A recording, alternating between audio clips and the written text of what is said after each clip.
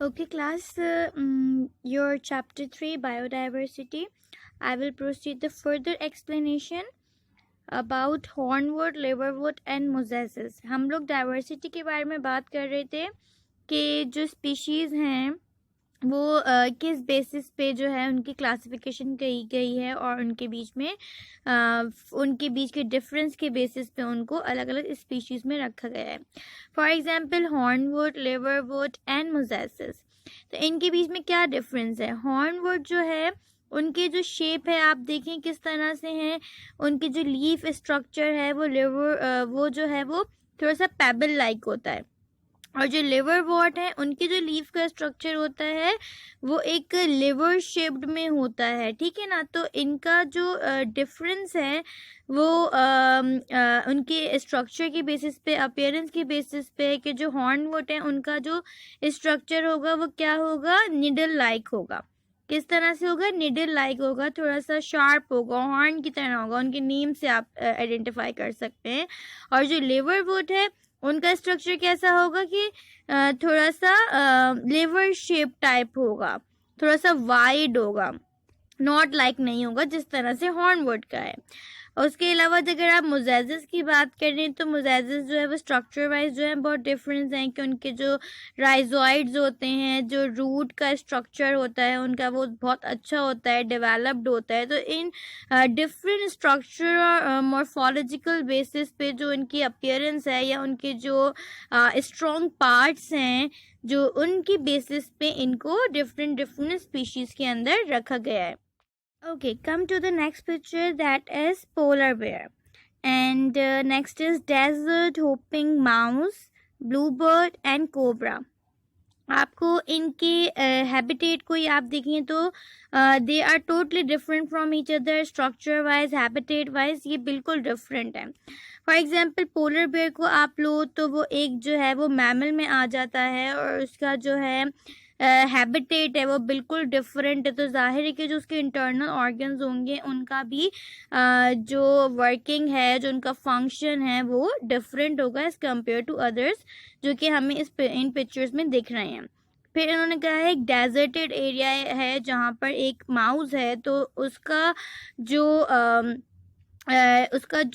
System है वो उस डेजर्टेड एरिया के हैबिचुअल है, वो उसके लिहाज से रहते हैं. फॉर एग्जांपल अगर हम कैमल की बात करते हैं कि भाई कैमल जो है वो सरवाइव करता है डेजर्टेड एरिया में, या कैक्टस प्लांट हैं वो डेजर्टेड एरिया में जो है वो सरवाइव कर लेते हैं, वो उस लैंड पे जो है वो सरवाइव कर लेते हैं. और उसके अलावा वो उस हॉट इन्वायरमेंट में भी सरवाइव कर लेते हैं. तो जो एनिमल जिस तरह के हैबिटेट में रहते हैं उसकी बेसिस की वजह से भी हम उनकी स्पीशीज़ को एक दूसरे से अलग करते हैं, क्योंकि उनका हैबिटेट की वजह से उनकी जो बॉडी होती है वो उस तरह से डेवलप्ड हुई हुई होती है, उस लिहाज से उनकी बॉडी बनी हुई होती है. तो इस वजह से वो मॉर्फोलॉजिकली भी और इंटरनली भी जो है वो एक दूसरे से अलग हो जाते हैं.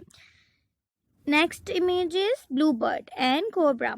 ब्लू बर्ड और कोबरा ये सारे जो एनिमल्स हैं, चाहे वो माउस हो, पोलर बेयर हो, ब्लू बर्ड हो, कोबरा हो, ये बिल्कुल एक दूसरे से जो है वो सिमिलैरिटीज़ नहीं रखते. हैबिटेट के बेसिस पे भी, मॉर्फोलॉजिकली भी ये बिल्कुल डिफरेंट है. बर्ड जो है वो सबसे डिफरेंट है. ठीक है. उसके अलावा कोबरा हो गया तो वो रेप्टाइल तो बिल्कुल ही डिफरेंट हैं, उन लोगों का तो बिल्कुल ही सिस्टम अलग है.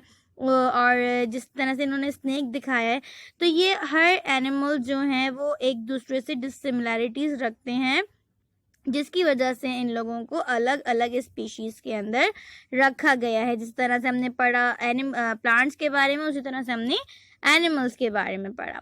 Now come to the next page, page number 32. Aims and principles of classification. A system of classification is necessary because of the abundance of the variety of life on earth.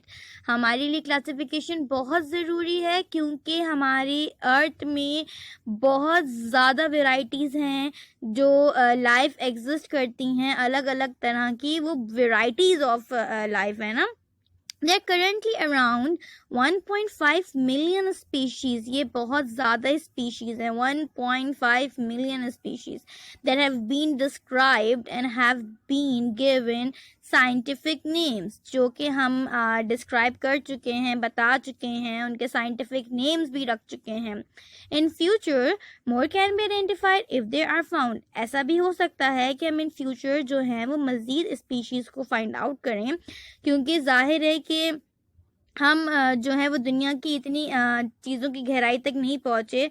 हमारी जो कुदरत है वो लाफ़ानी है, वो हम उसकी हर चीज़ हम जितना चाहेंगे उतना जो है वो आइडेंटिफाई करते जाएंगे, और जितना बारीकियों में जाएंगे हमें एक नई से नई चीज़ दिखती रहेगी. तो ऐसा हो बिल्कुल पॉसिबल है कि इन फ्यूचर हमें मज़ीद हम कुछ स्पीशीज़ जो हैं वो फाइंड आउट कर सकते हैं. Sorry. To study such a diverse pair of organisms exist on Earth, biologists classified the organism into groups and subgroups. This grouping of organism is called biological classification. अब इस diverse जो हमारे पास एक बहुत तवील जो है ऑर्गेनिजम्स हैं जिनकी अलग अलग तरह की मॉर्फोलॉजी है, स्ट्रक्चर्स हैं, उन जो एक बहुत हमारे पास एक तादाद है, तो उनको बायोलॉजिस्ट ने जो है वो क्लासिफाइड किया है डिफरेंट ग्रुप्स एंड सब ग्रुप में. ठीक है, इस ग्रुपिंग को, जो ये ग्रुपिंग हुई है, इसको हम कहते हैं बायोलॉजिकल क्लासिफिकेशन, के बायोलॉजिकली हमने इनको क्लासिफाई करा है. Next is principles of classification. अब हमारे प्रिंसिपल्स क्या हैं जिनकी बेसिस पे हमने क्लासिफिकेशन करी है. Some organisms share similar fundamental characters or function.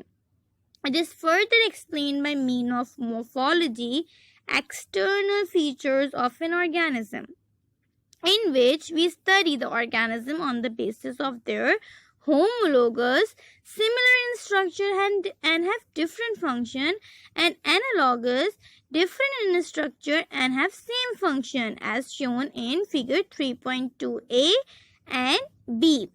इन्होंने क्या बताया है कि जिस तरह से हमने जो है कैरेक्टरिस्टिक्स की बेसिक्स पे और फंक्शन की बेसिस पे क्लासिफाइड किया है, जिनमें से हमने किस बेसिस पे मॉर्फोलॉजी की बेसिस पे जो है वो डिफरेंशिएट करा है. मॉर्फोलॉजी मींस जो एक्सटर्नल फीचर्स होते हैं, जो अपीयरेंस वाइज हमें दिखते हैं कि भाई ये जो, जिस तरह हम कहते हैं कि भाई ये गाय हैं, ये इंसान है, ये एक बिल्ली है, तो वो हमें अपीयरेंस वाइज दिख जाती है. उसका स्केलेटन, जो स्केलेटन की वजह से जो उसका बॉडी शेप होता है वो डिफरेंट होता है, तो हमें वो दिखता है, मॉर्फोलॉजी है, उसके एक्सटर्नल फीचर्स हैं ये ऑर्गेनिज्म के. तो इन बेसिस पे, अब जैसे कि इन्होंने कहा है कि जैसे कि on the basis of their homologous. Homologous means, homo means same होता है, ऐसे structures, logous means, homologous means same structure जो कि दिखने में सेम हो लेकिन उनकी फंक्शन क्या हो, डिफरेंट हो. अब इन्होंने कहा है एनालॉगस. एनालॉगस वो हैं जो कि दिखने में डिफरेंट हो पर उनके फंक्शन क्या हो, सेम हो. तो ये आपने अच्छे से याद रखना है. Homologous mean same structure but different function, and analogous उसका उलट है, different structure but same function. अब इन्होंने सबसे पहले आपको एनालॉगस स्ट्रक्चर की पिक्चर दिखाई है जिसमें इन्होंने एक विंग्स दिखाए बटरफ्लाई के और दूसरे दिखाए बैट के. अब आप देखें कि स्ट्रक्चर वाइज ये कितने डिसिमिलर हैं एक दूसरे से, पर इनका फंक्शन क्या है, फ्लाइंग. दोनों से जो है उनके जो स्पेसिफिक एनिमल है वो इंसेक्ट है वो उड़ता है, दोनों का काम जो है वो फ्लाई करना है, तो लेकिन इनका स्ट्रक्चर बिल्कुल डिफरेंट है. फिर आप इनके पार्ट बी पर आ जाएं, होमोलोगस स्ट्रक्चर में. तो इसमें आप देखें कि जो इन्होंने स्केलेटल सिस्टम दिखाए हुए हैं ना, ये इनके स्केलेटल स्ट्रक्चर्स जो हैं वो सेम है. जैसे इन्होंने ह्यूमन और कैट का दिखाया हुआ है, वेल और बैट का दिखाया हुआ है, तो इनमें जितनी बोन्स आ रही होंगी और जो स्ट्रक्चर है वो सेम है. आप जबकि आप कैट और ह्यूमन का तो बहुत इजीली कंपैरिजन कर सकते हो कि वो बहुत ज़्यादा सिमिलर है, बिल्कुल ही सिमिलर है, बस कैट की फिंगर्स जो हैं वो छोटी हैं. तो इस स्ट्रक्चर की बेसिस पे हम कहते हैं, लेकिन इन दोनों का काम क्या है, डिफरेंट है. ह्यूमन के हाथ हैं और कैट के पाँव हैं, तो ये इसे हम कहते हैं कि इनका स्ट्रक्चर तो सेम है पर इनका फंक्शन क्या है, वो डिफरेंट है. इसके बाद आप आ जाए next para. Sometimes it is impossible to classify organism using morphological characters. कभी कभी हमारे लिए बहुत इम्पॉसिबल सी बात हो जाती है कि हम ऑर्गेनिज्म को मॉर्फोलॉजिकल कैरेक्टर्स के बेसिस पे क्लासिफाई करें.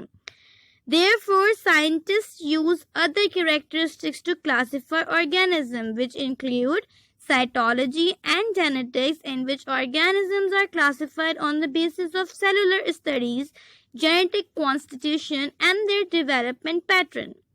Biochemistry is also employed, in which the chemical substance of the organisms are compared.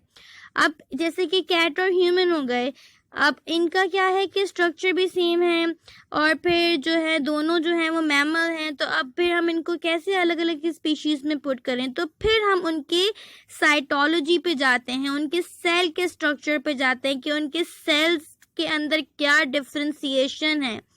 फिर अगर वो उसमें भी हमें सिमिलैरिटीज नहीं मिलती तो हम जेनेटिक पे चले जाते हैं।